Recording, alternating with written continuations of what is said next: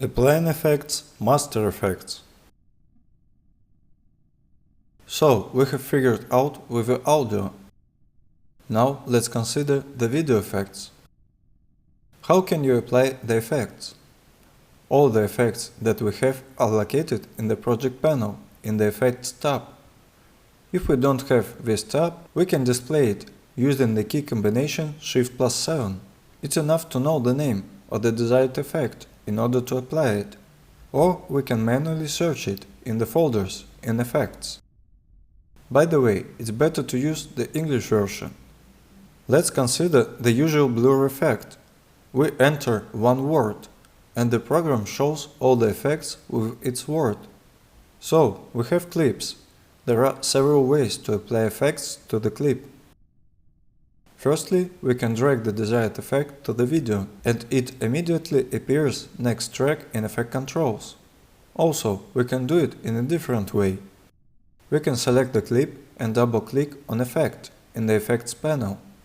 Next, we can select a clip and then move the effect from Effects to the Effect Controls panel in the Source window.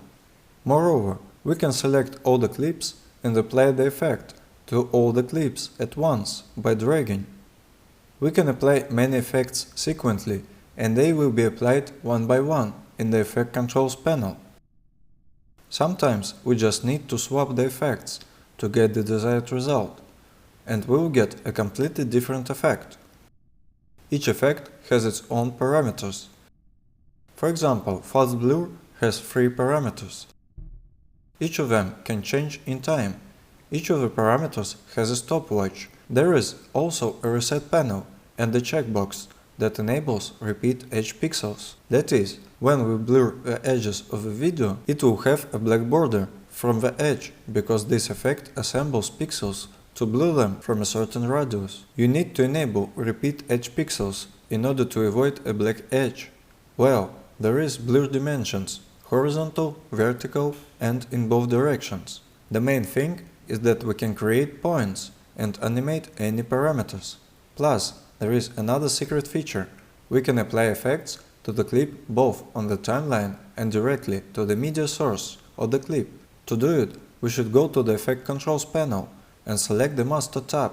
That will allow you to overlay the video on the media source itself. Now we have an empty window where you can drag an effect from the Effects panel to Project.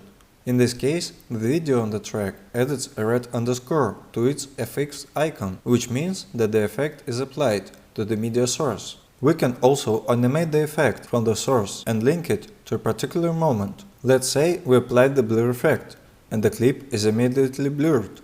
This method of applying effects can be useful for the color correction. So that we don't have to change every place in the clip, we apply color correction to the media source to get processing over the entire video. It's so convenient, and it saves time. That's all I wanted to say about the effects. Now we will consider the masks.